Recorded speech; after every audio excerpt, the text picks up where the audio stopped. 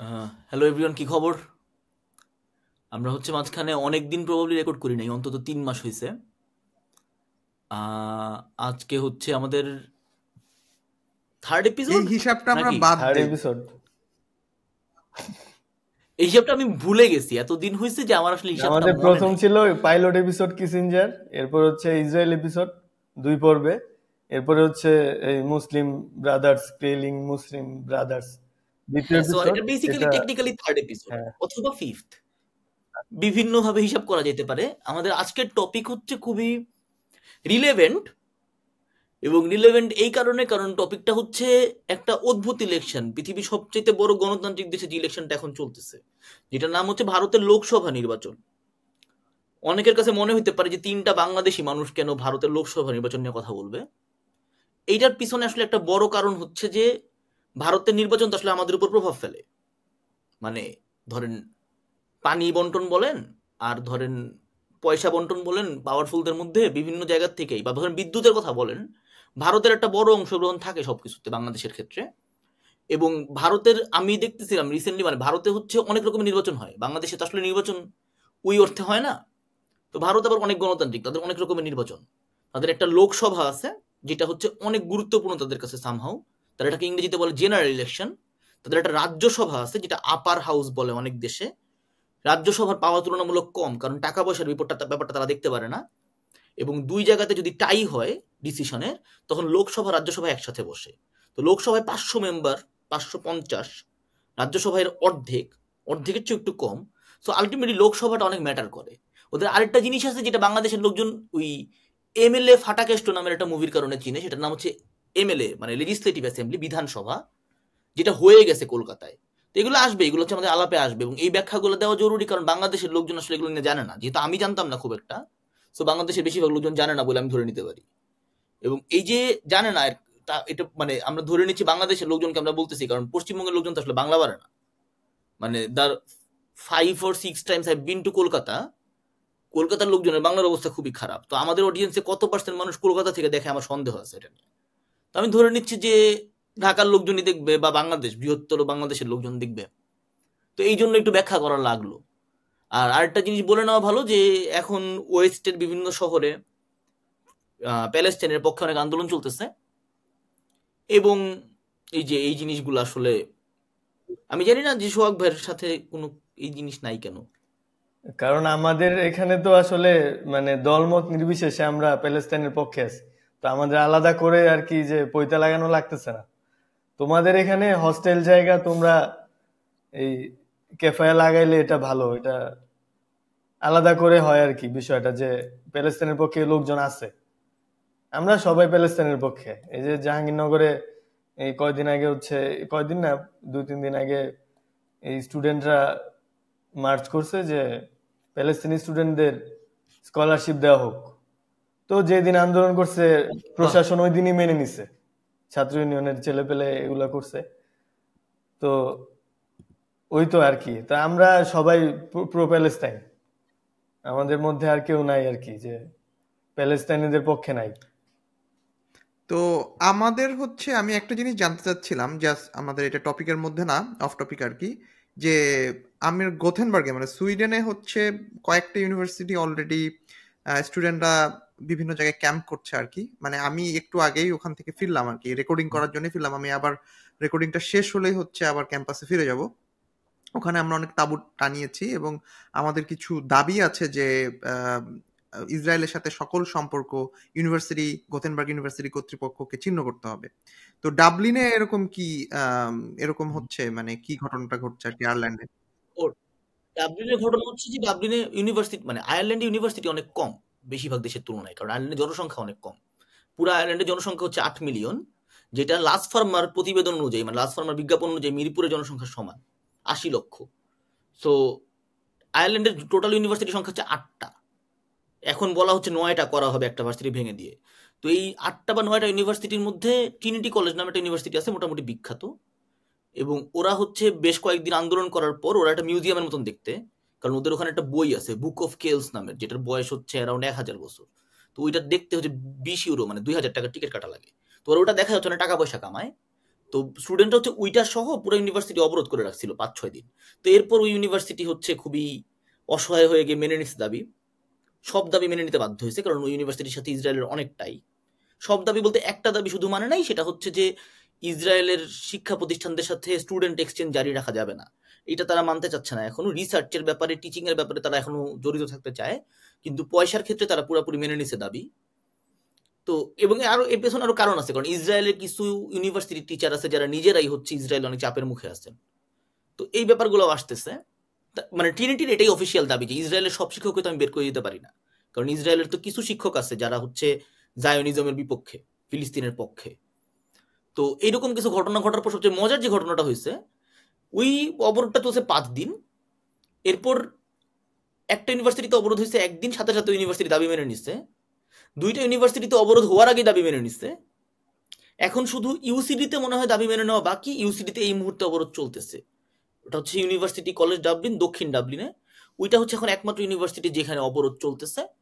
মানে আয়ারল্যান্ড হচ্ছে বিভিন্ন হিস্টোরিক্যাল কারণে, যেটা আমরা আরেকদিন যেতে পারি, অনেক তুলনামূলক প্রো প্যালেস্টাইন আচরণ করতে বাধ্য হয়, মানে ওর হিস্টোরিক্যাল টাইয়ের কারণেই। তো এখানে আপনি আসলে জার্মানির মতন বা নেদারল্যান্ডের মতন ছেলেপেলেকে হচ্ছে মাইরের মুখে দেখবেন না আর কি।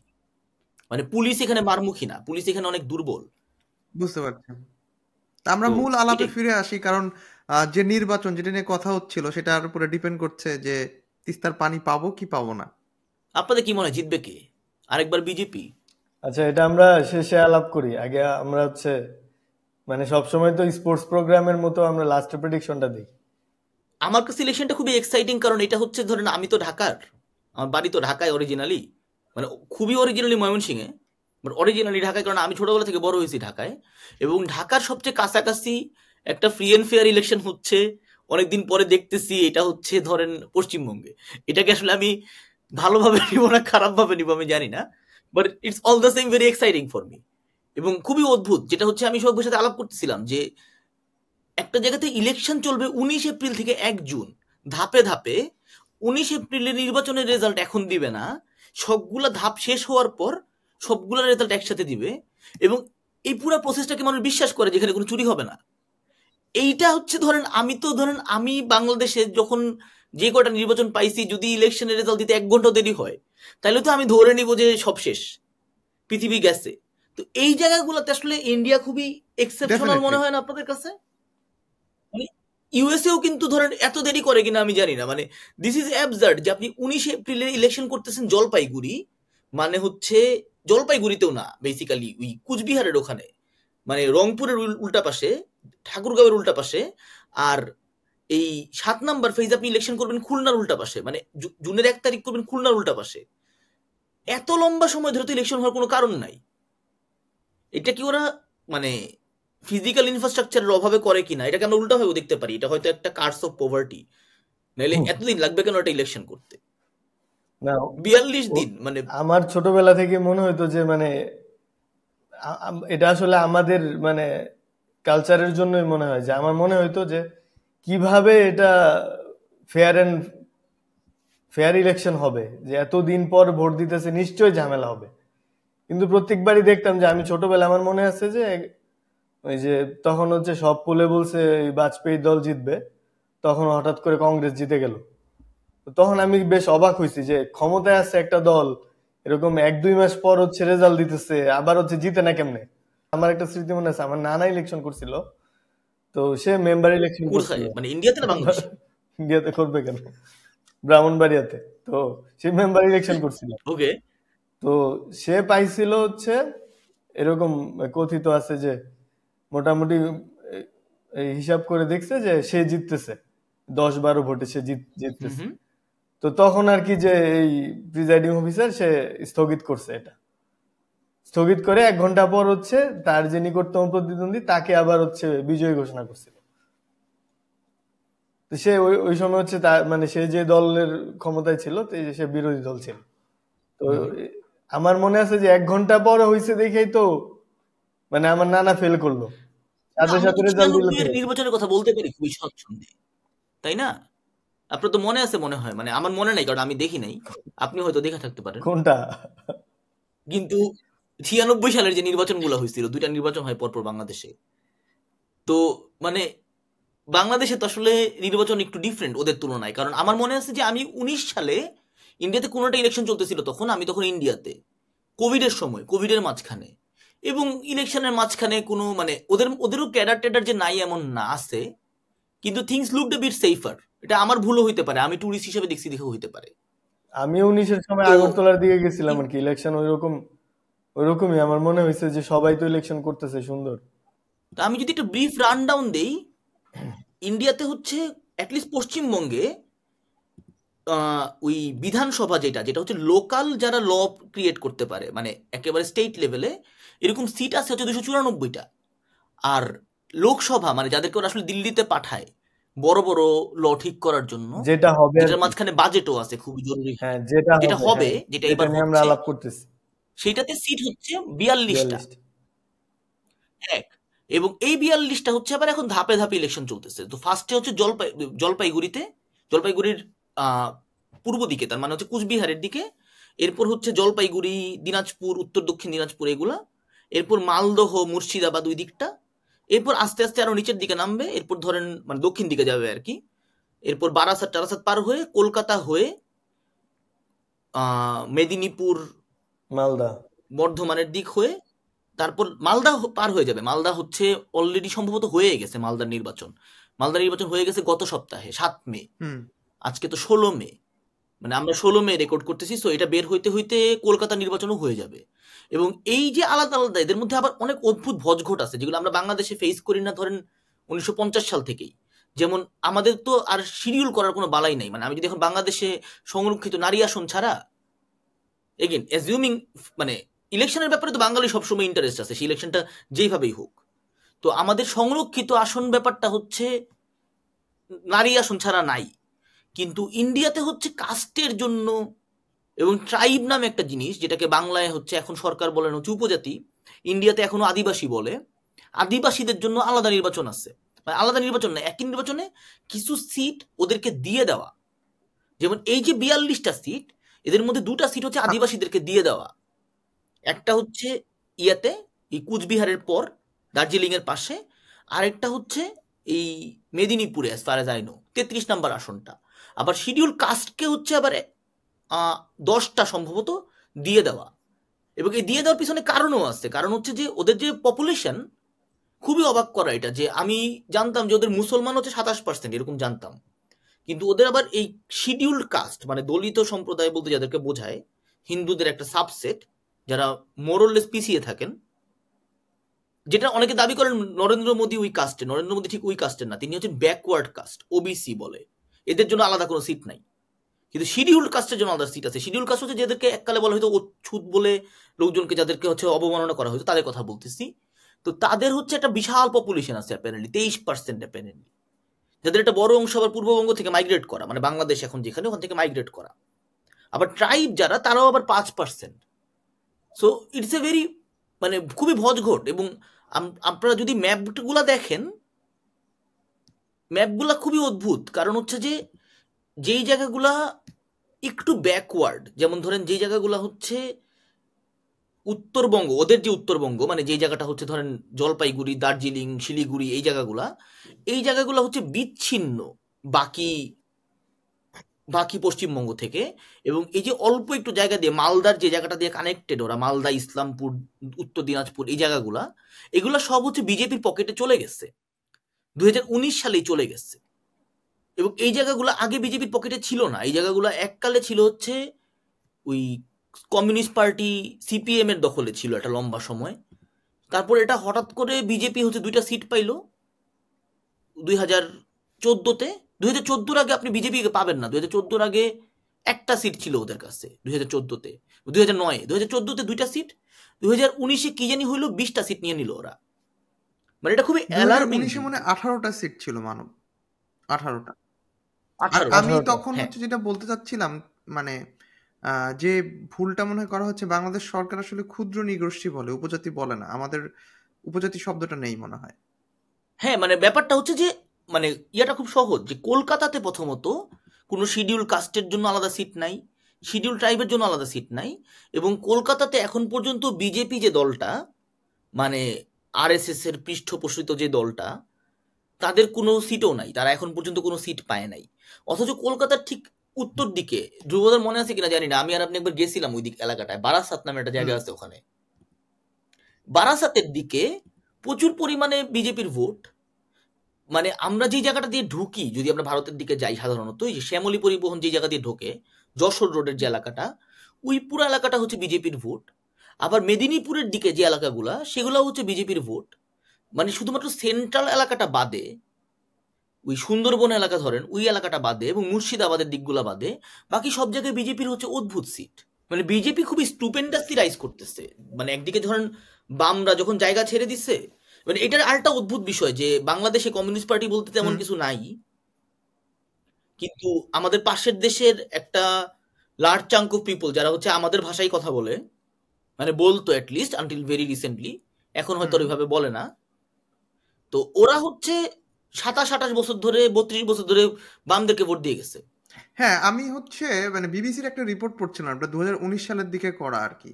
মানে সেই রিপোর্টে বলা হচ্ছিল যে অনেক বামপন্থী নেতারাই হচ্ছে বিজেপিতে সুইচ করেছে, কারণ ভোটাররা আসলে হচ্ছে বিজেপিকে ভোট দিতে চায়। এবং এরকমও আছে যে 19 বছর ধরে একটা পরিবার, মানে ওই রিপোর্টটাতে আমি পড়ছিলাম যে সেটা 18-19 বছর ধরে একটা পরিবার বামকেই ভোট দেয়, কিন্তু তারা হচ্ছে এবার বামকে ভোট দিতে চায় না। সো সেখানকার যে লিডার, ওই এলাকার যে লিডার, সেও আসলে হচ্ছে বাম থেকে, মানে একেবারে বাম করা থেকে একেবারে সরাসরি বিজেপিতে চলে গেছে। এটা খুবই সারপ্রাইজিং ব্যাপার। মানে আমাদের দেশে হয়তো বা হচ্ছে আমরা এটা চিন্তাই করতে পারি না যে বামের লোকজন বা ডানের লোকজন হয়তো সেন্টারের দিকে আসে, কিন্তু কখনোই হচ্ছে পুরোটাই শিফট করে না।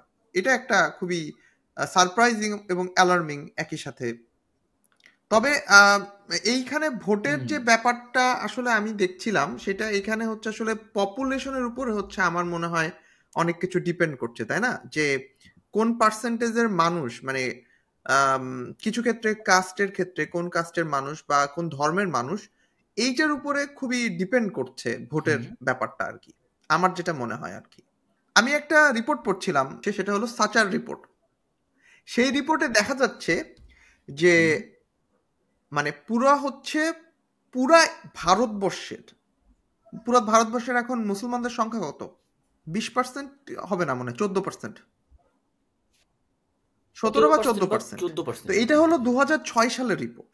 তো 2006 সালে আমি যদি ধরি 14%, তো তখন হলো পুরা সরকারি চাকরির 3.4% হলো হচ্ছে মুসলিমরা করে, 14% জনগণ, কিন্তু সরকারি চাকরি করতে 3.4%।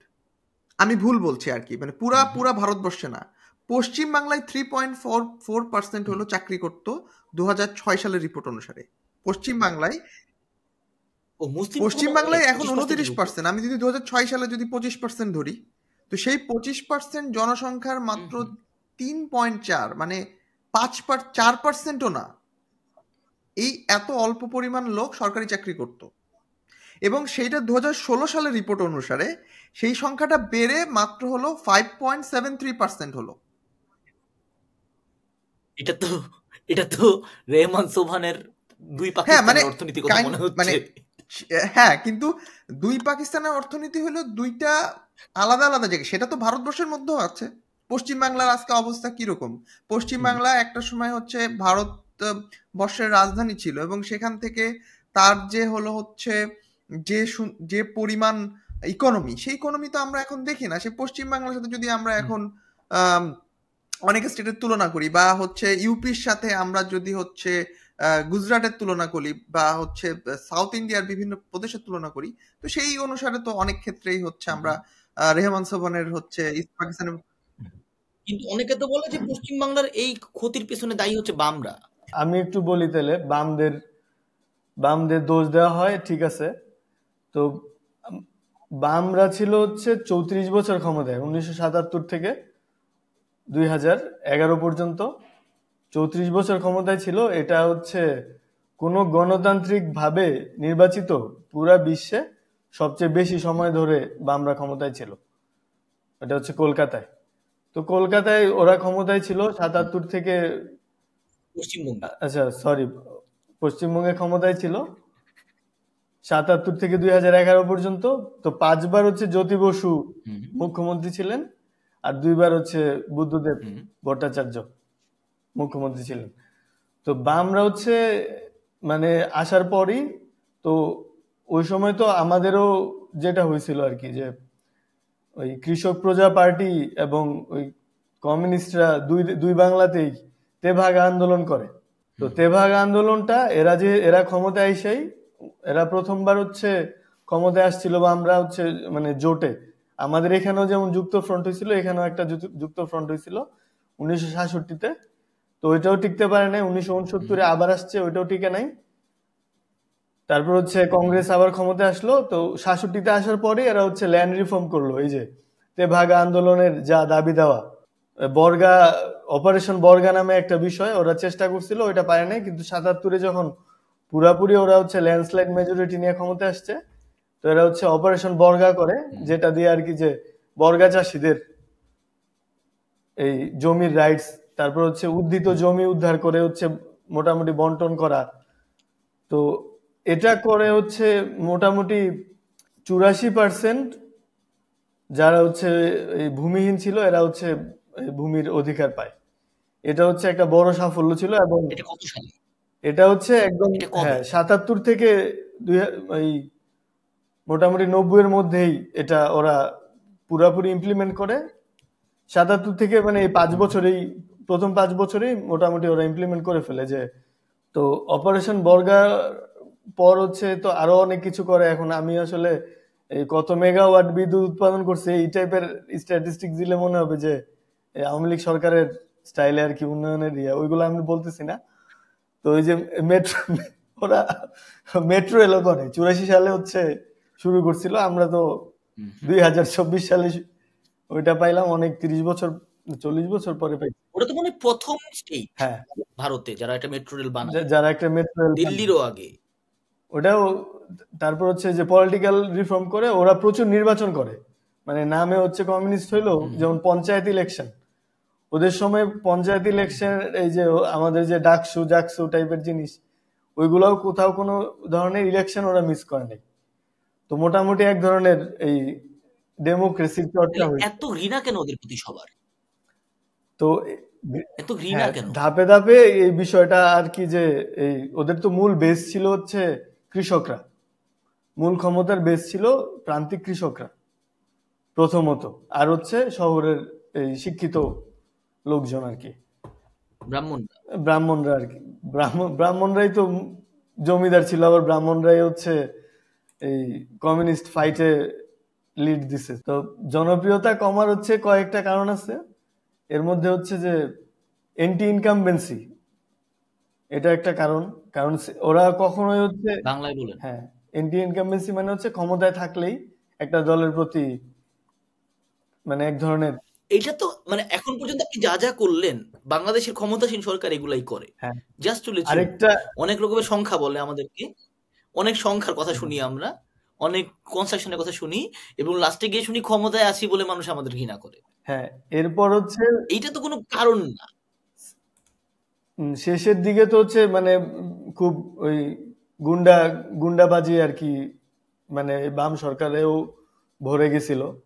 আর হচ্ছে সাচার রিপোর্ট, আর হচ্ছে কমিউনিস্টের গুন্ডা পালতো, হ্যাঁ কমিউনিস্টদের গুন্ডা ছিল। হ্যাঁ, কমিউনিস্টদের গুন্ডা ছিল। এটা আরেকটা বড় কারণ হচ্ছে কমিউনিস্টদের পতনের আর কি। এটা আবার হচ্ছে চারু মজুমদারের গুন্ডা না আর কি। চারু মজুমদাররা তো নকশালবাড়ি আন্দোলন করছে যখন হচ্ছে ওরা হচ্ছে অলমোস্ট ক্ষমতায় বামরা, 66-তেই তো 66-তে তো পাওয়ারই ছিল প্রথমে লেফট গভর্নমেন্ট। তখন হচ্ছে চারু মজুমদারদের আর কি শুরু হয় ফাইট। তো 2006-এ হচ্ছে সাচার কমিশন, রঙ্গনাথ মিশ্র কমিশন হচ্ছে 2004-এ। দুইটা রিপোর্টই মূলত হচ্ছে বাম সরকারের আর কি বিশাল বড় ক্ষতি করে আর কি। দেখা হয় যে ওইখানে যে গুজরাটের লোকজনের চাকরি বেশি মুসলিমদের, এই কলকাতার মুসলিমদের চেয়ে। তো এইসব বিষয় হচ্ছে বড় করে ফোকাস করা হয়।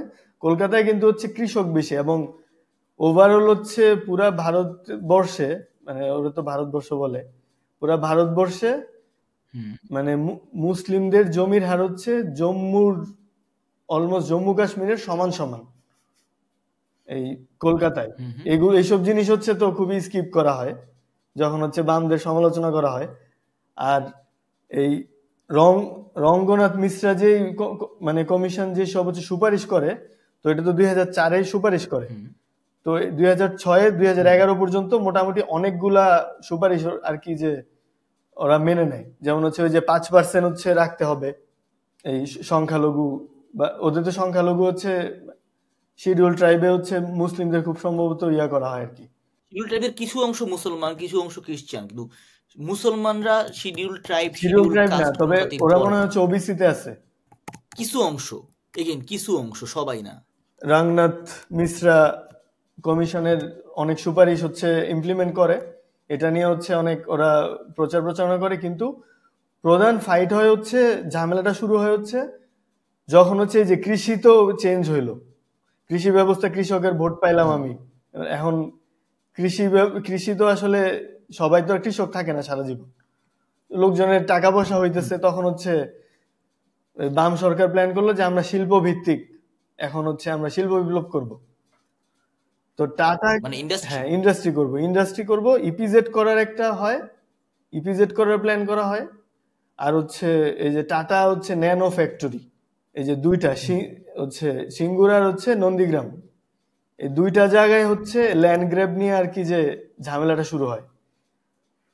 তো ওইবার আর কি যে মানে একটা হচ্ছে সরকার হচ্ছে কখন হচ্ছে অজনপ্রিয় হবে, যদি হচ্ছে ক্যাজুয়ালিটি হয়, মানে কোলাটারাল ড্যামেজ হয়। হুম তো এটা হচ্ছে মোটামুটি এক ধরনের এই আলাপ আছে। আর যে এই মমতা ব্যানার্জি তো তখন হচ্ছে রাইজিং স্টার কলকাতার এই রাজনীতিতে। তো মমতা ব্যানার্জির হচ্ছে, তো যেহেতু এটা কৃষকদের জমি দখল, এবং এর আগ পর্যন্ত হুম হচ্ছে এই কৃষকদের ভোট পেয়ে আর কি যে সিপিআইএম বা এই বামফ্রন্ট হচ্ছে ক্ষমতা আসছে, তো এটা হচ্ছে ওদের বিরুদ্ধে যায়।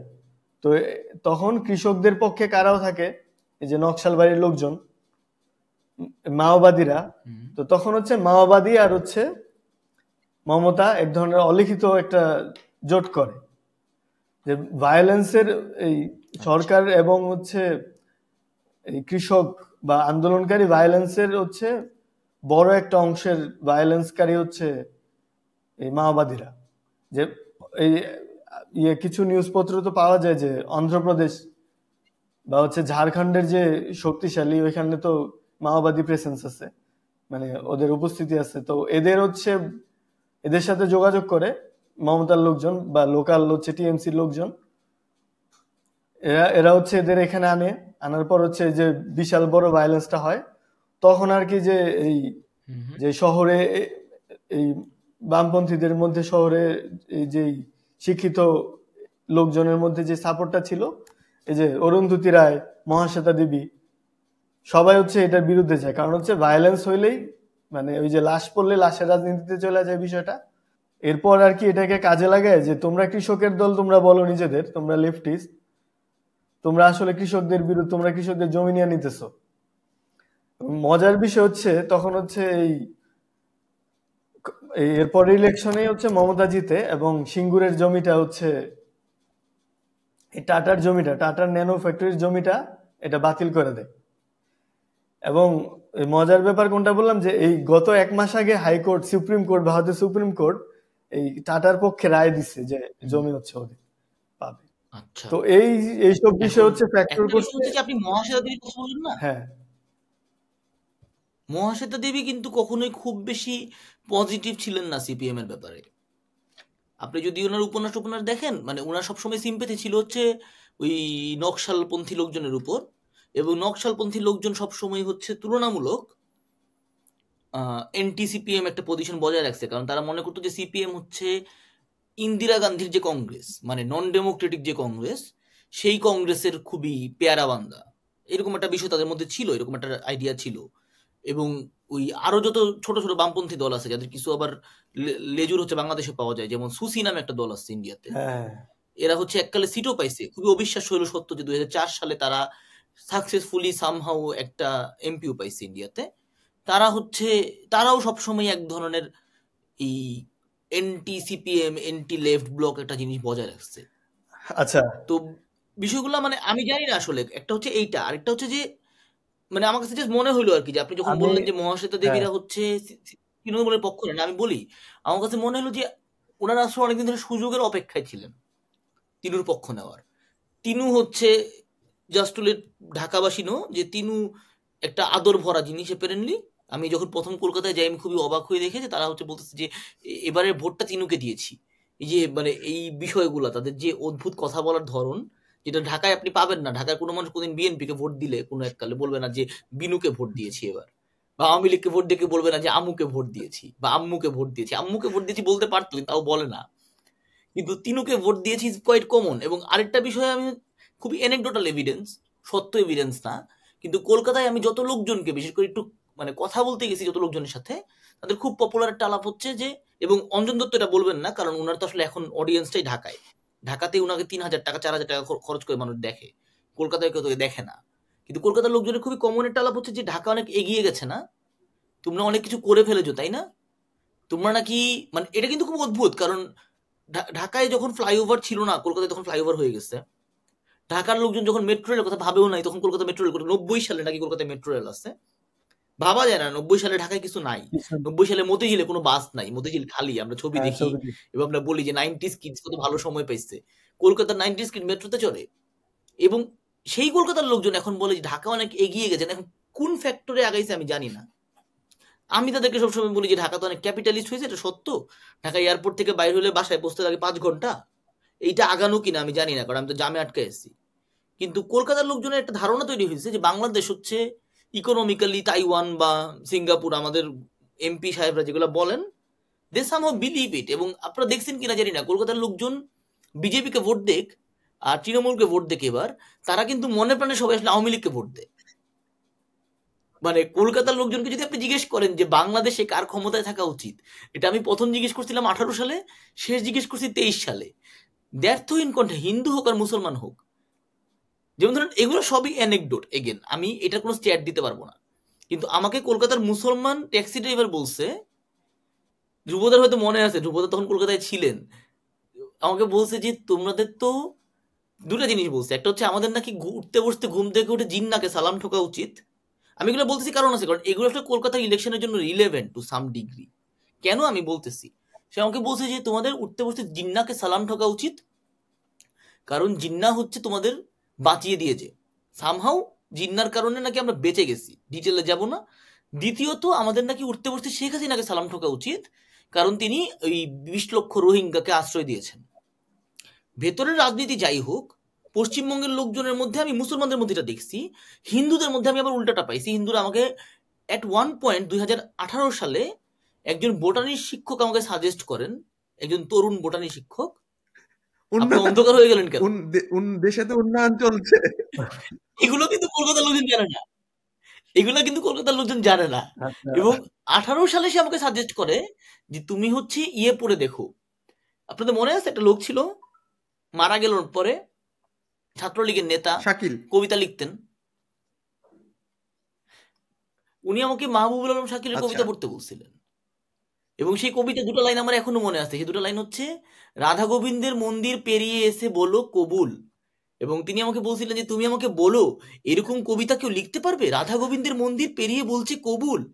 তো এই যে একটা পারসেপশন, আমি এটা কথা কেন বলতেছি, কারণ হচ্ছে আমি একটা স্ট্যাট দেখলাম, স্ট্যাটটা হচ্ছে দা হিন্দু যে পত্রিকা, মানে ইন্ডিয়া কি পরিমাণ অদ্ভুত একটা দেশ, এটা পত্রিকার নাম দা হিন্দু, এবং ভাবেন বাংলাদেশের পত্রিকার নাম দা মুসলমান। সবচেয়ে সেকুলার এন্ড লেফটিস্ট পত্রিকাটা আর কি, ভাবেন যে বাংলাদেশ এটা পত্রিকার নাম দা মুসলমান।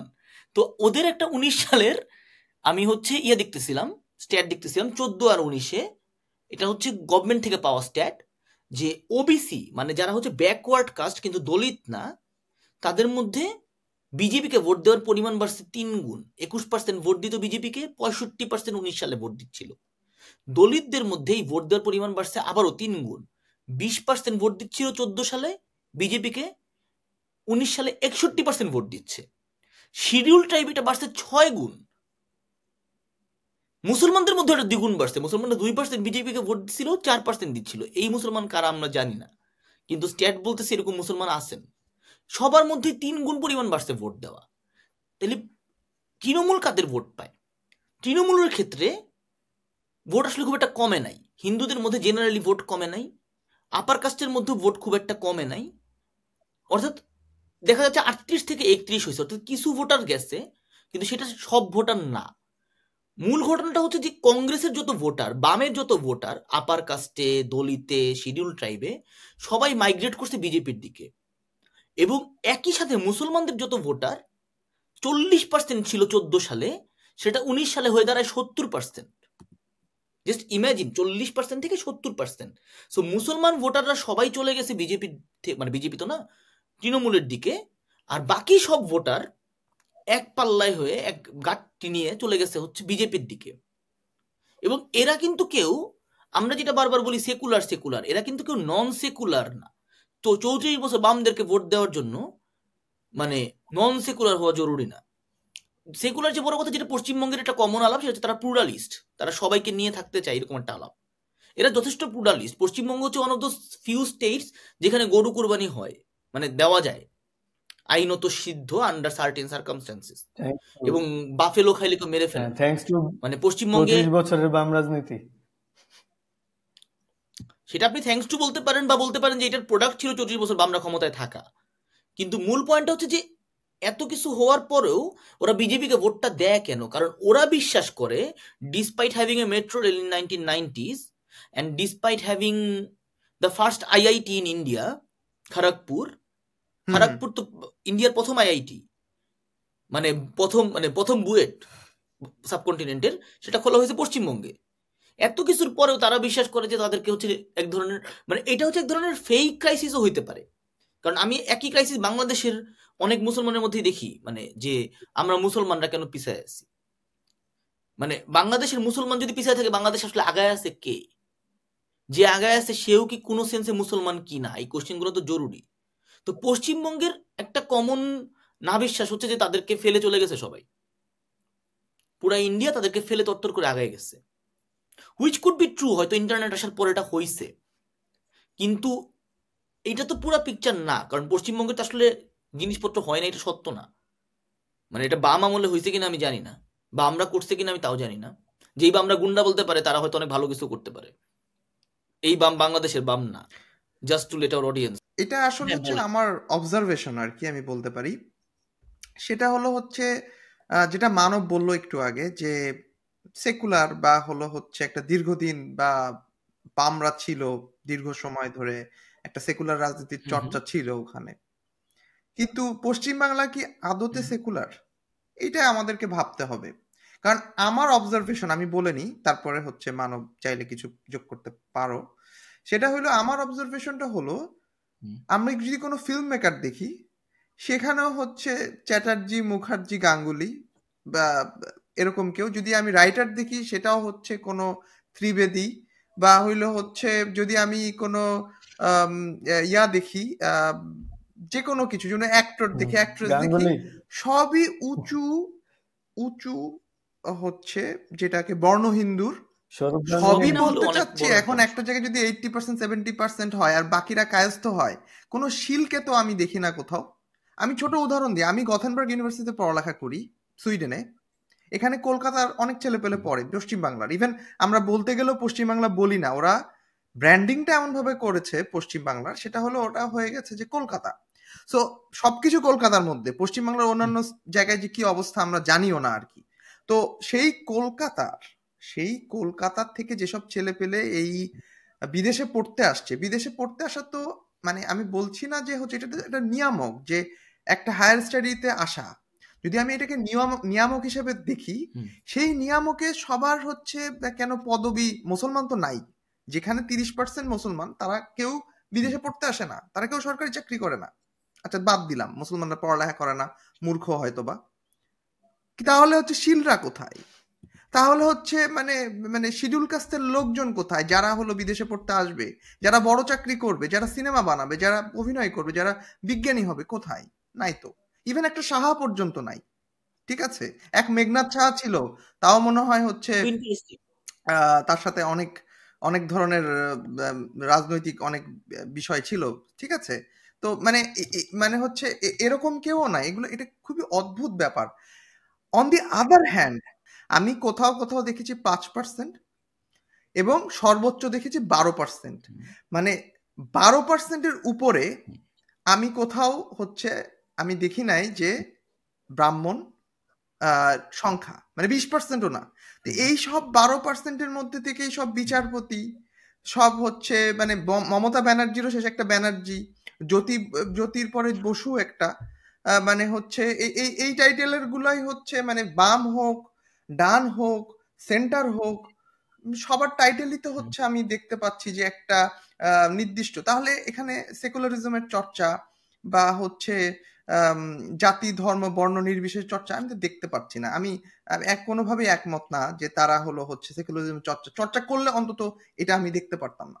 আচ্ছা, আমার দুটা কথা ছিল। একটা হচ্ছে হ্যাঁ যে মানে মেঘনাদ ওইটাই সাহার তো বাড়ি কিন্তু গাজীপুর।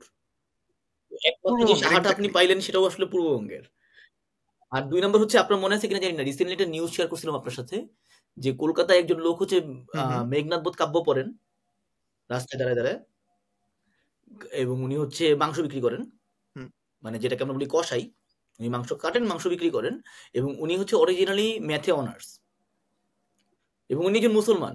তো এগুলো আসলে এক ধরনের কোরিলেশন শেষ পর্যন্ত, যে কলকাতাতে সব শিক্ষিত মানুষটাও, মানে অনেকে আমাকে জিজ্ঞেস করছে এটা, কিন্তু আমি যেহেতু ভারতের না, আমি তাকে সরাসরি কখনো উত্তর দিতে পারি নাই। কিন্তু আমার অবজারভেশন বলে যে কাস্ট সিস্টেম তো আসলে লিখিত কিছু না, মানে এমন তো না যে আপনি লোয়ার কাস্টের মানে আপনি আসলে কিছু করতে পারবেন না, কিন্তু there is a natural implicit advantage যেটা আপার কাস্টের লোকজন পায়, যেটা লোয়ার কাস্টের লোকজন পায় না, বা মুসলমানরা পায় না ভারতে, বা মাইগ্রেট করতে পারে না। আমি দেখি একটা বড় সমস্যা ওদের ওখানে, যে ওরা মাইগ্রেট করতে পারে না। শিলিগুড়িতে ধরেন কেউ অনার্স করছে, আজীবন শিলিগুড়িতে কাটায় দিবে, জীবনে কলকাতা তো যেতে হবে না ওর। এবং এটার পিছনে হয়তো জিনিসপত্রের দাম কম হওয়া, ক্যাপিটালিজমের ছোঁয়া না লাগাও দায়ী হইতে পারে। কারণ কলকাতার একটা ছেলে পেলে যখন বলে যে 50,000 টাকা বেতন পাওয়া অনেক ভালো একটা জিনিস, মানে আমি জানি না, they don't, to me they don't seem as hungry as Bangladeshi people or other parts of Indians. Even ধরেন পাঞ্জাবি লোকজনের মধ্যে আমি যে পরিমাণ ওই নজরুলের ভাষায় বলে জীবন ক্ষুধা দেখি, আমি লাস্ট ফর লাইফ দেখি, এইটা আমি পশ্চিমবঙ্গের লোকজনের মধ্যে দেখি না।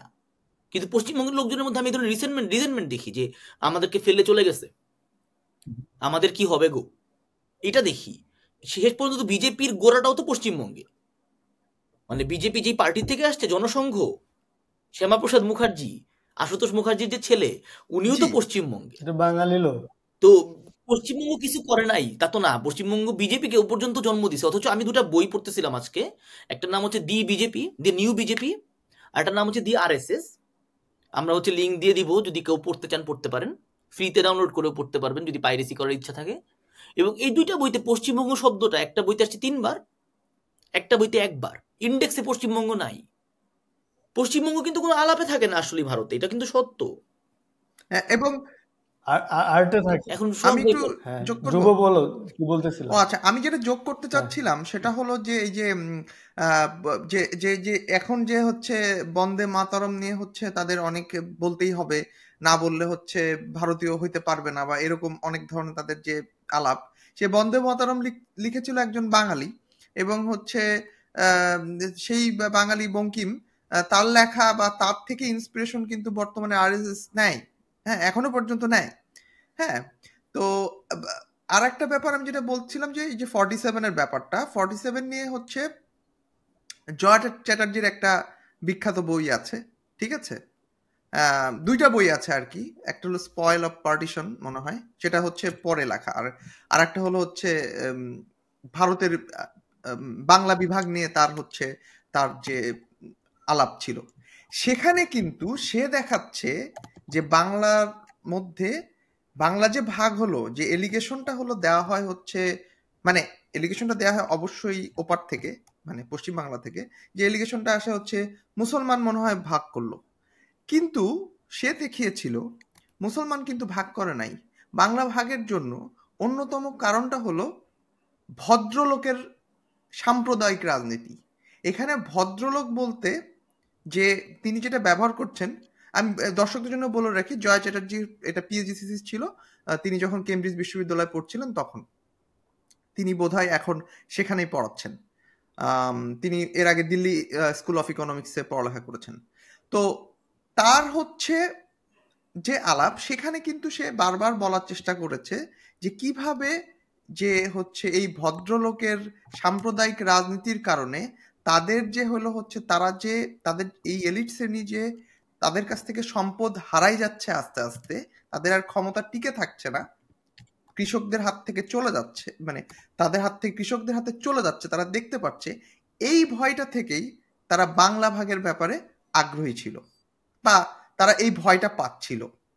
তো আমি আর একটা ব্যাপার বলতে চাই এখানেই, যে যেই জিনিসটা বারবার মানে একটা দীর্ঘদিনের মেমোরি দরকার। হয়তো আমি পশ্চিমবাংলার অনেক মানুষের সাথে এখানেও কথা বলেছি বা আমি ওখানেও কথা বলার চেষ্টা করেছি, এবং আমি দেখি যে তাদের কিন্তু একটা কালেকটিভ মেমোরিতে আছে যে সবাই হচ্ছে বলে যে তাদের একটা অংশ বাংলাদেশ থেকে মানে আমার হচ্ছে মানে নানা অথবা আমার হচ্ছে দাদা এই দিককার কেউ না কেউ, ওই যারা বাঙাল ঘটি, যেটা আমাদের এখানে এক্সিস্ট করে না, আমরা বুঝিও না এগুলো ঠিকঠাক করে, এগুলো নিয়ে কামড়া কামড়িও নেই আমাদের। তো যেটা ওরা বলে আর কি, যে এই বাঙাল ছিল, ঘটি ছিল, বা এরকম অনেক ব্যাপার স্যাপার ছিল। তো এই কালেকটিভ মেমোরিতে কিন্তু থেকে গেছে। কিন্তু সারপ্রাইজিংলি আমরা দেখি যে পশ্চিমবাংলা থেকে প্রচুর মানুষ বাংলাদেশে ঢুকেছে। আমি যদি নাম বলি আমি শেষ করতে পারবো না। যেমন আমি যদি হচ্ছে শুরু করি হচ্ছে ডক্টর মোহাম্মদ শহীদুল্লাহ থেকে, ডক্টর মোহাম্মদ শহীদুল্লাহ হোক, সাবিনা ইয়াসমিন হোক, আমাদের হুসেন মোহাম্মদ এরশাদ হোক, বদরুদ্দিন ওমর হোক, আবুল হাসিমের ছেলে, বা হচ্ছে আমাদের প্রথম আলোর মতিউর রহমান, তাদের সবার বাড়ি কিন্তু পশ্চিম বাংলায়। আনিসুজ্জামান, হাসান হাফিজুল হক, আবুল হায়াত, আমাদের নায়করাজ রাজ্জাক, মানে আমি নাম বলে শেষ করতে পারবো না। কিন্তু এই যে কালেকটিভ মেমোরিতে এই যারা মানুষগুলো হচ্ছে ওখান থেকে চলে আসছে, এবং আমরা জানি যে পাকিস্তান, পূর্ব পাকিস্তানের সেক্রেটারিয়েট কিন্তু কন্ট্রোল করতো মুর্শিদাবাদীরা। মুর্শিদাবাদ থেকে মানে একটা কোরামই ছিল যে মুর্শিদাবাদীরা তারা হচ্ছে সচিবালয় কন্ট্রোল করে, এবং এটা নিয়ে হলো পূর্ববঙ্গ এবং মুর্শিদাবাদ থেকে আসা অফিসারদের এক ধরনের হইলো হচ্ছে মানে ক্ল্যাশ ছিল এই পাকিস্তান সিভিল সার্ভিসের ইস্টার্ন পার্টে আর কি। তো ওই জায়গাটাই হচ্ছে আমি বলতে চাই হচ্ছে এরা কিন্তু ওই জিনিসটা কখনোই হচ্ছে এই জিনিসটা কোথাও নাই। এদের বাড়ি পশ্চিমবাংলায় ছিল, এরা আসছে, এবং এদের হচ্ছে মানে আমি কি বলবো, কান্না কিনা মায়া কান্না কোনোটাই হচ্ছে তাদের হচ্ছে পশ্চিমবাংলার প্রতি বা ওই দিকের প্রতি নাই। তো এইটার কারণ হিসাবে আমি ঠিক জানি না, তবে আমার যেটা ধারণা সেটা হলো হয়তোবা ওখানের থেকে যারা ওখান থেকে মাইগ্রেট করেছিল তারা হচ্ছে বেটার হয়তোবা লাইফ পেয়েছিল। এই বেটার লাইফের কারণে হয়তোবা তারা ভুলে গেছে। কিন্তু তোমাদের কি মনে হয় যে হচ্ছে কেন হচ্ছে তাদের এই কালেকটিভ মেমোরিতে এই জিনিসগুলো নাই, বা সাহিত্যে আমাদের আসে নাই? আনিসুজ্জামান অনেক কথা বলেছে কিন্তু এগুলো নিয়ে কোনো কথা বলে নাই কেন এগুলো? আমার ধারণা দুইটা। একটা হচ্ছে যে 1971 এত মানুষ মারা গেছে যে ওই পরিচয়গুলা আর রিলেভেন্ট থাকে না। 47 যে পাকিস্তানের সোলজাররা যখন বাংলাদেশিদের মানে পূর্ববঙ্গের লোকজনকে খুন করে, সে হিন্দু ধরে ধরে খুন করছে, দ্যাটস ট্রু। কিন্তু সে পশ্চিমবঙ্গ থেকে কে আসছে 24 বছর আগে ওকে খুঁজে নাই। এবং পশ্চিমবঙ্গ থেকে আসা লোকদের মধ্যে কাসিম বিন আবু বকরের মতন রাইটাররা আসছেন, মানে লেবাসধারী মুসলমানরাও আসছেন। ফলে ব্যাপারটা আসলে অনেক ডিফিকাল্ট। আমি বলছি পাকিস্তান মারার সময় হিন্দুদেরকে মারার ব্যাপারে একটা প্রেফারেন্সিয়াল ট্রিটমেন্ট দিচ্ছে, যে আমি হিন্দু বেশি মারতে। কিন্তু বাংলাদেশের মুসলমানকে মানে পাকিস্তানের মুসলমানকে তো মুসলমানই মনে করে না, সে তো হিন্দুই মনে করতে। সেটা তো আছেই, কিন্তু সে কিন্তু আসলেই লুঙ্গি খুলে খুলে দেখছে যে কে কে হিন্দু। এটা কিন্তু একটা ফ্যাক্ট। সে হিন্দুদেরকে টার্গেট করছে, এর পাশাপাশি যেই সব মুসলমানের কাতারে পড়ে না, that can be reclassified as Hindu, তাদেরকেও খুঁজছে। একই জিনিস আমরা ইন্ডিয়াতেও কিছু স্টেটে পাইছি, যে একজন মানুষ যদি যথেষ্ট পরিমাণে লেফটিস্ট হয়, for example in certain states, তাদেরকে আর হিন্দু ধরে না হিন্দুত্ববাদীরা। তো এরকম পিউরিটারিজম তো থাকেই, কিন্তু হিন্দুদের টার্গেট তারা করছে, সেটা আলাদা হিসাব। আরেকটা বড় হিসাব হচ্ছে যে একটা আলাপ থাকতে পারে, যে খুবই বাজে আলাপ হতে পারে, যে মুসলমানদের হয়তো জমির প্রতি টান কম, মুসলমানদের হয়তো আলটিমেটলি নিজের ক্যারিয়ারের প্রতি টান বেশি, এরকম একটা আলাপ আনা যেতে পারে। মানে আরএসএস এর হিন্দুত্ববাদীরা তো তাই বলে যে মুসলমানদের কেবলা তো মক্কায়, ভারতে কোনো কেবলা নাই। এইটাও একটা কারণ হইতে পারে, কারণ আমরা পাকিস্তানে যেসব মুহাজিররা গেছে ওই পশ্চিম পাকিস্তানে, করাচিতে, পাঞ্জাবে, এখনকার পাকিস্তানে, তাদের মধ্যেও আমরা খুব বেশি ভারত নিয়ে কান্নাকাটি দেখি। তাদের মধ্যে কিন্তু আছে, তাদের মধ্যে পার্টিশন নিয়ে গল্প একটু দেখি। তাদের জমি নিয়ে কান্নাকাটি নাই, তাদের জমির প্রতি টান নাই, তাদের পার্টিশনের ট্রমাটা আছে। কিন্তু বাঙালিদের পার্টিশনের ট্রমাও নাই। আমার ধারণা ছিল এটা 71-এর কারণে, কিন্তু না 71-এর আগের সাহিত্য তো সাহিত্য ঠিকভাবে ওটার সাথে লেখাই খুব বেশি হয়নি, এটা আলাপ হয়তো নাই। বা কারণ আরেকটা আমি যেটা বুঝি, কিন্তু ধাপে ধাপে এসেছে, কিন্তু 47 এর পরে 51-এ আসছে, 65-এর ওয়ারে পরে আসছে। তারা তো হচ্ছে এমনি এমনি মানে কাজের সূত্রে মাইগ্রেট করে নাই, তাদের ঘর বাড়ি পুড়ছিল বলেই তো তারা মাইগ্রেট করেছে, রাইট? তো মানে মানে মানে সেই মেমোরি কোথায় গেল? কিন্তু সেটা আলাপে নাই, রাখে নাই। কিন্তু আমার হিসাব হচ্ছে অন্য, আমার হিসাব হচ্ছে যে পশ্চিমবঙ্গে যে ইলেকশনটা এখন চলতেছে, সেই ইলেকশনে এত মাইগ্রেশনের পরেও 30% মুসলমান, এবং আমরা খুবই সেফলি অ্যাজিউম করতে পারি যে তাদের বেশিরভাগ অংশ বিজেপিকে ভোট দিবে না, এবং তারা হচ্ছে 30% একটা পপুলেশন, তারা ধরেন বিজেপিকে ভোট দিচ্ছে না, খুবই নগণ্য 5%, 6% কেন দিচ্ছে জানি না, ভোট দিচ্ছে বিজেপিকে, বাকিরা দিচ্ছে না। এরা ধরেন টোটাল পপুলেশনের 25-30%। যেহেতু মুসলমানদের একটা বড় অংশ আবার ওই যে অনেক বাচ্চা নিচ্ছে বলে দাবি করা হয়, তো এই পপুলেশনের একটা অংশ হয়তো ভোটারও না। কিন্তু এইবার আবার ভোটার টার্ন আউট অনেক আশঙ্কাজনক বেশি, 80%-এর বেশি। আমি শেষ কবে 80% মানুষকে ভোট দিতে দেখছি চোখের সামনে, আই ডোন্ট রিমেম্বার, হয়তো আয়ারল্যান্ডে দেখবো। খুবই ফানি ঘটনা, আয়ারল্যান্ডে আমাকে ভোটার মানে টেক্সট করা হয়েছে ভোট দেওয়ার জন্য। আই ওয়াজ সো টাচড যে আমাকে কেউ ভোট দিতে বলতেছে, আমাকে কেউ বলতেছে না যে আপনার ভোটটি দেওয়া হয়ে গেছে, আমাকে বলতেছে আপনি বিদেশি, আপনি চলে যাবেন 3 মাস পরে, তাও ভোটটা দিয়ে যান, কারণ আপনি তো এলাকায় থাকেন, আমি শুধুমাত্র মেয়রকে ভোট দিতে পারবো। মানে কি অদ্ভুত একটা ঘটনা। তো কলকাতায়, বা কলকাতা কেন বলতেছি, পুরো পশ্চিমবঙ্গে এদের বাইরেও তো শিডিউল কাস্ট আছে, শিডিউল ট্রাইব আছে এই মুসলমানদের বাইরে, মানে ধ্রুবদত্ত না না সমস্যা না, হচ্ছে এটা সবকিছু আমার কেন মুসলমান নিয়ে সমস্যা যাওয়া, হবে? মানে সমস্যা না, এটা আপনার একটা প্রপার্টি, অদ্ভুত। এটাই আপনার ধর্ম, এটাই হচ্ছে ধর্ম, হচ্ছে যেই পাত্রে ঢালা হয় সেই পাত্রে আকার ধারণ করে, আপনার ওইরকম একটা ধরেন এক ধরনের বৈশিষ্ট্য। কিন্তু কোয়েশ্চেনটা হচ্ছে যে 19-এর জিনিস পশ্চিমবঙ্গে রেপ্লিকেট করবে কিনা বিজেপি, এবং মমতা ব্যানার্জি থাকবে কিনা, আপনাদের কি মনে হয়? মানে মুসলমানের ভোট এনাফ কিনা ওনাকে জিতানোর জন্য?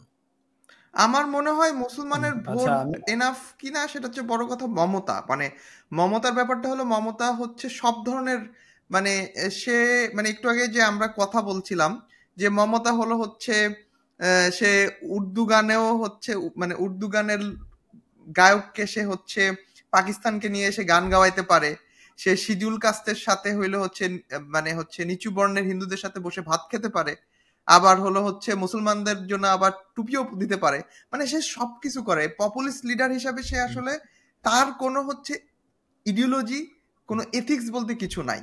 হ্যাঁ মানে আর একটা পর্ব থাকলে মানে অনেক আমরা সময় নিয়ে ফেলেছি, নাহলে আমি কাটমানির ব্যাপারটা বলতাম যে সিস্টেমেটিক ভাবে একটা দুর্নীতির সিস্টেম মমতা তৈরি করে রাখছে, মানে মানে একটা মাফিয়া টাইপের সিস্টেম, কিন্তু জিনিসটা ওয়ার্ক করছে। এবং ওইটার কারণে অনেক গরিব লোকও বা অনেক প্রান্তিক লোকও কিন্তু মমতার সাপোর্টার আছে, মানে এটা একটা সারপ্রাইজিং ফ্যাক্টর। মানে সব জায়গায় মমতার স্টেক আছে, মানে আমি ওইটার সাথে একমত না যে মমতার সাথে হয়তো শুধু মুসলমান আছে, না মমতার সাথে মানে না, অনেক শুধু মুসলমান অনেক না, জায়গার বাকিরাও স্টেক আছে আছে এখানে। মমতার। সো এইটা মমতাকে অনেক আগায় রাখে, মানে সে একই সাথে মানে যেহেতু তার কোনো নীতি নাই, সে একটা দুর্নীতিবাজ মানুষ, তার যেহেতু কোনো নীতি নাই, সে সবকিছু করতে পারবে ক্ষমতার জন্য। তো সেই জিনিসটা আসলে মমতাকে আগায় রাখবে অনেক। হুম।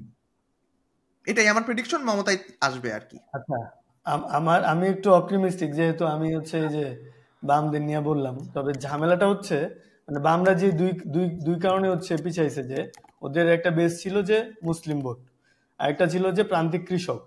এক হচ্ছে ওর ওর একটা ন্যারেটিভ দাঁড় করানো হলো যে ও কৃষকদের জমি নিয়ে নেয়, আবার হচ্ছে মুসলিমদের চাকরি দেয় না। সো এই দুই ভোটে হারাইয়া ও হচ্ছে আসন শূন্য হয়েছে। তো এখনো আবার হচ্ছে ও অনেক ভালো কাজ টাজ করতেছে, অনেক মানে ক্যাম্পেইন করতেছে, অনেক ইনোভেশন করতেছে। কিন্তু পশ্চিমবঙ্গের মানে বামদের রিভাইভাল না হওয়ার একটা বড় কারণ হচ্ছে কি, এখন হচ্ছে মানে বিজেপি এবং এই তৃণমূল দুই দল মিলে একটা পোলারাইজেশন করতে পারছে, যে ভোট হবে যে তৃণমূল ভার্সেস বিজেপির ভোট আসলে, আর বাকি সব কিছু ছাপায় এটাই মূল ন্যারেটিভ হয়ে গেছে। তো যেমন এই যে কিন্তু হচ্ছে এই যে পঞ্চায়েত ইলেকশন 2023 হয়েছে, তখন তো কংগ্রেস আর হচ্ছে এই লেফট জোট করলো, যে এরা বেশ ভালো করছে। তো এবার আমার মনে হয় যে এরা 4টা আসন পাইতে পারে, আর 4টা আসন তো 42টা আসনের মধ্যে কম না একদিক দিয়া। কারা? কংগ্রেস? কংগ্রেস আর লেফট এই মুর্শিদাবাদে পাবে, যাদবপুরে পাবে, আর হচ্ছে আমার মনে হয় আর কি মালদহ পাবে। আপনার লেফটের উপর ভরসা। আর জিতবে তো তৃণমূলই, কারণ 2019-এ যে ইয়াটা ছিল, মানে যে ঢেউটা ছিল এই পুলওয়ামা হামলার পরে বিজেপির যে ঢেউ ছিল, ওই ঢেউয়ের সময় হচ্ছে বিজেপি পশ্চিমবঙ্গে 18টা আসন পায়। ওইটাই হচ্ছে তার বেস্ট পারফরমেন্স। আমার মনে হয় এবার 18টা না পাইলেও 16-17টা পাবে। আর হচ্ছে তৃণমূল হচ্ছে আবারও মেজরিটি হবে। আর তৃণমূল হচ্ছে এই যে ধ্রুব যেটা বলতেছিল, ওর সবখানি স্টেক আছে, কারণ ও তো আসলে মূল প্রথম নেত্রী হয়েছে হচ্ছে কৃষকের জমি উদ্ধারে আন্দোলন করে। ওর যে প্রথম আর কি যে বিশাল সাফল্য, সে কৃষকদের জমি আটকাইছে। আর সে ব্রাহ্মণ, আবার সে হচ্ছে যে মুসলিমদের, তার বিরুদ্ধে একটা বড় এলিগেশন হচ্ছে মুসলিম তোষণকারী। কিন্তু আমার এখানে আপত্তি আছে, আপত্তিটা হচ্ছে অন্য। আমার আপত্তিটা হচ্ছে যে আমি যে স্ট্যাট দেখতেছি যে ধরেন 2016-তে বিধানসভায় বিজেপির আসন 3টা, 2019-এ লোকসভা ইলেকশনে 42টার মধ্যে বিজেপি হচ্ছে 18টা নিয়ে নিল। এবং তখন হচ্ছে মোদি হচ্ছে অনেকগুলো র্যালি করলো, আমাদের মনে আছে যে নরেন্দ্র মোদী মদীন্দ্রনাথ হয়ে গেল, মদীন্দ্রনাথ হয়ে লম্বা লম্বা দাড়ি নিয়ে খুবই আধো বাংলায়, ডোনাল্ড ট্রাম্পের হিন্দির চেয়েও খারাপ একটা বাংলায় উনি কথা বলা শুরু করলেন। কিন্তু এরপর 2021-এ বিধানসভায়, মানে ওদের যে লোকাল অ্যাসেম্বলি, সেইখানে বিজেপির সিট 3 থেকে হয়ে গেল 121। ওইটা 2019-এরই একটা এক্সটেনশন আর কি। 2024-এ সেই এক্সটেনশন জারি থাকবে না, এটা আমরা আশা করতেছি। কেন? আমি জানি যে মোদি এবার কোনো ভিজিট দেয় নাই, আমি বুঝতেছি এটা হয়তো পশ্চিমবঙ্গকে আরো নিগৃহীত ফিল করাইতে পারে। যাদের নিগৃহীত ফিল করার উগ্র বাসনা, তাদেরকে আসলে নিগৃহীত ফিল করা থেকে আপনি আটকাইতে পারবেন না। কিন্তু প্রবলেমটা হচ্ছে যে একই সাথে আমি আরেকটা জিনিস দেখলাম যে আরএসএস এর শাখা 2013-তে ছিল অ্যারাউন্ড 900টা, 2016-তে হয়ে গেছে 1800টা, এখন নাকি হাজারে বিজায় আরএসএস এর শাখা পুরো ভারত, মানে পুরো পশ্চিমবঙ্গে। সো আরএসএস তো একটা গুরুত্বপূর্ণ ফ্যাক্টর বিজেপির জেতার পিছনে। সো আরএসএস যেহেতু ওখানে খেলতেছে, সেখানে বিজেপির জেতা আসলে, এবং বিজেপি তো ধরেন, হ্যাঁ বাংলা পক্ষ আছে, লোকজন আছে যারা হচ্ছে বাঙালির লড়াই এইসব কথাবার্তা বলতেছে, বাংলার এবং বাঘ ওরা আরেকবার তো গর্জে হচ্ছে উঠবে মানে এরকম আমি বলতেছে। একটা ছোট অ্যানেকডোট কিন্তু দিতে চাই, সরি আমি ইন্টারাপ্ট করার জন্য। আমি হচ্ছে এইখানে মানে হচ্ছে এলটিটির যেটা হচ্ছে যে তামিল টাইগার্স, ওদের হচ্ছে পতাকা মানে ওদের একটা মিছিল ছিল, লোগো কপি করছে। আমি পতাকা দেখে আমি বললাম বাংলা পক্ষ এখানে কি করে। পরে আমি বুঝলাম এটা বাংলা পক্ষ না, এটা হলো তামিল টাইগার্স। মানে ওরা এত নকলবাজ, ওরা হচ্ছে মানে পতাকাটাও নকল, ওদের হচ্ছে তামিল টাইগার্স থেকে টাইগার্স, এবং ওদের যে স্লোগান, আমাদের যে স্লোগান আছে না, পদ্মা মেঘনা যমুনা, আইডিয়া তো হচ্ছে ওই যে এই, হ্যাঁ ওই যে মহারাষ্ট্রের বাল ঠাকরেদের যে আইডিওলজি যে আমরা মারাঠিদের জন্য আমরা লড়াই করি, তো ওই সেম নকলবাজি করেই তো আসলে আমরা বাঙালির জন্য লড়াই করি। এইখানে তো বাঙালিরা, প্রবলেমটা হচ্ছে যে ওখানে তো বলো, প্রবলেমটা হচ্ছে যে শিবসেনা একই সাথে হিন্দুত্ববাদী এবং জাতীয়তাবাদী। কিন্তু বাংলা পক্ষ যে ব্যাপারটা, যেটা হচ্ছে one of the many weapons of Mamata Banerjee at some points, at some levels, does not really have that appeal, does it? মানে খুবই বাজে জোক আছে তো যে পশ্চিমবঙ্গে যদি কারো স্পিড বেড়ে যায়, যদি তার গতি বেড়ে যায় জীবনে, তাহলে সে মুম্বাই বা দিল্লি চলে যায় স্পিডের কারণে, কারণ পশ্চিমবঙ্গ অনেক ছোট তাকে আটকায় রাখার জন্য। ওখানে থাকলে তাকে ঘুরপাক খেতে হবে ক্রমাগত। এবং পশ্চিমবঙ্গে ধরেন, মানে এটা তো সত্য যে এই অঞ্জন দত্ত বলেন আর যত লোকজন আছে সবাই হচ্ছে এখন বাংলাদেশে কনসার্ট করার জন্য লাফায়, বাংলাদেশে কাজ করতে চায়। অবশ্য উল্টাটাও আছে, জয়া হাসান সবসময় পশ্চিমবঙ্গে কাজ করতে চায়, বা বাংলাদেশে যারা সিনেমা টিনেমা বানায় ইয়াং লোকজন, তাদেরও পশ্চিমবঙ্গে যাওয়ার ব্যাপারে একটা ঝোঁক আছে বলে আমরা দেখছি অনেক সময়। সোহাগ ভাই দেখছেন কিনা আমি জানি না, আপনি তো সিনেমা লাইনে কাজ করেন। না আমি একটা সিনেমায় কাজ করছিলাম, ওখানে কলকাতা থেকে আসছে লোকজন, ওই সেম অঞ্জন দত্তের মতোই। অঞ্জন দত্ত তো হচ্ছে রুচি নিয়ে আমাদের আবার লেকচার দিছে, দেখছো নাকি? না এটা দেখি নাই। যে এই, হ্যাঁ কি বলছে জানি সে না। বলছে যে বিশ্বের কোথাও নাকি এত সেলফি তোলা হয় না কনসার্টে, এত হচ্ছে ছবি তোলা হয় না, রুচির নাকি বহিঃপ্রকাশ, হ্যান ত্যান এগুলা বলছে আইসা। মানে আমি টাকা দিয়ে আনতেছি, লোকজন আইসা আমাকে আবার, মানে কলকাতার মানুষজনের যে স্বভাব আর কি, সবাইকে খালি এই যে রুচির লেকচার দেওয়া। তা আমার হচ্ছে ওই, সেটা তো আসলে কলকাতার মানুষজন না, কলকাতার ব্রাহ্মণ লোকজন ঘুরে ফিরে, মানে অন্তত কলকাতার ব্রাহ্মণ না, কিন্তু ওই শ্রেণীটা আসলে সে হচ্ছে মানে বিলং করে আর কি। আমাদের মনে হয় আরো আসলে এপিসোড করা লাগবে ভারতের ইলেকশন নিয়ে। ভারতে যেহেতু ইলেকশন আজকেটা তো চলতেছে, পশ্চিম বাংলার ছিল। এবং ভারতের ইলেকশনটা আমাদের জন্য অনেক জরুরি। মানে যতই আমরা বলি যে go back India, for India to effectively go back they have to be in a position to go back. তাদের একটা গভর্নমেন্ট লাগবে যারা আসলে গো ব্যাকটা করতে চায়। এবং আমি কংগ্রেসকে দেখতেছি না ক্ষমতায় আসতে সামনে 50 বছরেও। মানে আমি রাহুল গান্ধীকে পাপ্পু গান্ধী বলতে চাই না, কিন্তু ওনাকে আমি যেই নামই ডাকি উনি জিতবেন না এরকম একটা আশা করা আচ্ছা, যায়। আমরা এইসব হচ্ছে ইন্ডিয়া এপিসোডে আলাপ দিব। আপাতত আজকে আমরা ঠিক আছে, স্মরণ করতেছি আমাদের শেষ করি তাহলে আমাদের এখানেই। এডিটর আলামিনকে, বিগ শাউট আউট আর কি। সুপ্রিম শাউট আউট আলামিন, বিদায়, শেষ করি।